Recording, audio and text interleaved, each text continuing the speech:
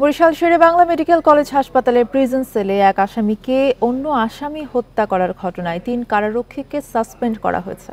তাদের বিরুদ্ধে দায়ের করা হয়েছে ২টি বিভাগীয় মামলা। রোববার রাতে কারা কর্তৃপক্ষে মামলা দায়ের করে। একই ঘটনায় অতিরিক্ত জেলা ম্যাজিস্ট্রেট মোহাম্মদ সোহেল মারুফকে প্রধান করে ৩ সদস্যের তদন্ত কমিটি গঠন করেছে জেলা প্রশাসন।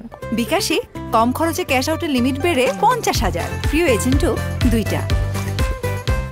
৫ কর্মদিবসের মধ্যে কমিটিকে প্রতিবেদন দিতে বলা হয়েছে।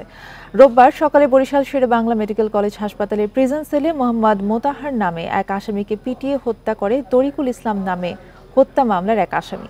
এ সময় আরও একজন আহত হয়। পুরো ঘটনাকে পরিকল্পিত দাবি করে হত্যাকারীর শাস্তি দাবি করেছেন নিহতের স্বজনেরা। আমার ছোট ভাই আর আমার বড় ভাই এরা দেওয়া হয়ে গেছে, বলছে যেহেতু আমি আগের থেকে অনেক সুস্থ, আর যেদিনকে এরা নিয়ে আসছে ওই জায়গার থেকে পারবো না, আমি নিজে পুলিশের গাড়িতে আর উঠেই দিছি। স্বয়ং সম্পূর্ণভাবে আটকে আইছে। হ্যাঁ, সাথে শুধু কিডনি সমস্যা ছাড়া আর কোনো সমস্যা ছিল না। একজন কয়েদি তো উনি ডিপ্রেসিভ ইলনেসে ভুগতেছিলেন। উনি হঠাৎ করে উঠে আমাদের স্যালাইনের স্টান খুলে সেটা দিয়ে অন্য দুজনকে এলোপাথা দিয়ে মারা শুরু করছে।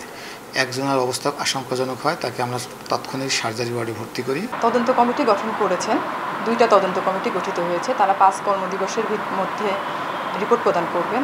আর ওই ঘটনাস্থলে যারা উপস্থিত ছিলেন আমাদের 3 জন যে স্টাফ, তাদের বিরুদ্ধে বিভাগীয় ব্যবস্থা নেওয়া হয়েছে।